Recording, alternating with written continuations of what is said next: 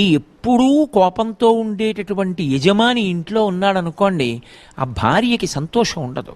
ఎప్పుడూ ఏదో భయంగా ఉంటుంటుంది.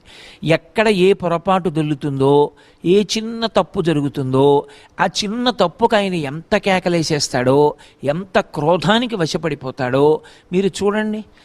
పాపం జీవితాంతం బతికున్న నాళ్ళు భర్త సంతోషంగా తినాలని వండి పెడుతుంది.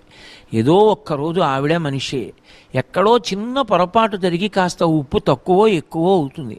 అంత మాత్రం చేత కంచాలు విసిరేసి భార్యని పట్టు కొట్టేసి తిట్టేసి నానా రభస చెయ్యక్కర్లేదు.